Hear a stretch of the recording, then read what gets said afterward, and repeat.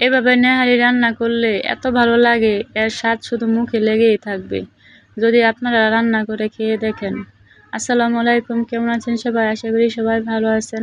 আলহামদুলিল্লাহ, আমি অনেক অনেক ভালো আছি। নেহারি খেতে কার না ভালো লাগে? আমাদের সবার কাছে কিন্তু ভালো লাগে।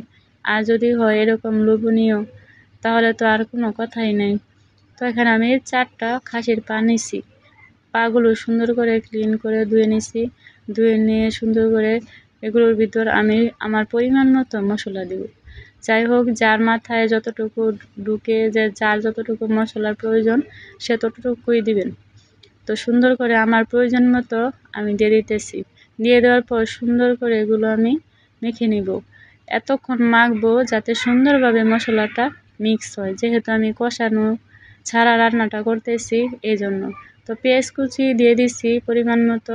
পেঁয়াজ কুচি দিয়ে একটু হালকাভাবে মেখে নিতেছি।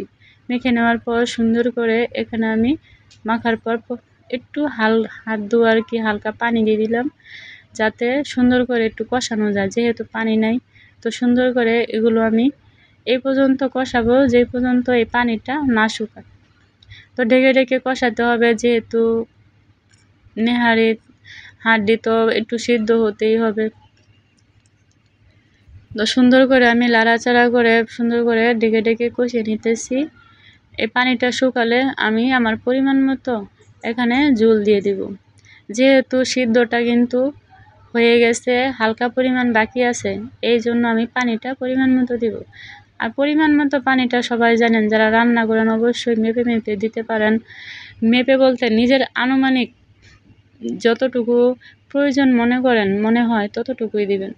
আসলে কিন্তু সব জিনিসই নিজের উপর নির্ভর করে। তো সুন্দর করে রান্নাটা হওয়ার পর সুন্দর করে আমি এখানে পেঁয়াজ কুচিগুলো সুন্দর করে ভেজে নিতেছি। তো সুন্দর করে এতক্ষণ পর্যন্ত ভাজবো যতক্ষণ না পর্যন্ত পেঁয়াজটা লাল হয়। তো লাল হওয়ার পর সুন্দর করে এখানে আমি আবার হালকা পরিমাণ জিরার ফাঁকি সুন্দর করে সাথে অ্যাড করে দিছি, যাতে গ্রানটা সুন্দর হয়, যেহেতু ভাজা সেজন্য। তো সুন্দর করে এখন আমি তরকারির ভিতর এই বাগারগুলো দিয়ে দিলাম। দিয়ে দেওয়ার পর দেখেন, আপনারা দেখে বুঝতে পারতেছেন যে তরকারিটা কতটা লোভনীয় হয়েছে, আর খেতেও খুবই ভালো লাগছে। যেহেতু নেহারির ঝোলই ভালো লাগে, এই জন্য ঝোল যদি ভালো লাগে, ঝোল যদি টেস্ট হয়, তাহলে খেতে কিন্তু খুবই ভালো লাগে। এই যে দেখেন, আস্তে আস্তে আস্তে আস্তে একটু জাল করে নিতেছি, যাতে বাগারটা সুন্দরভাবে অ্যাড হয় এই নেহারির সাথে। দেখেন কতটা সুন্দর হয়েছে। সবাই ভালো থাকবেন, সুস্থ থাকবেন। আল্লাহ হাফেজ।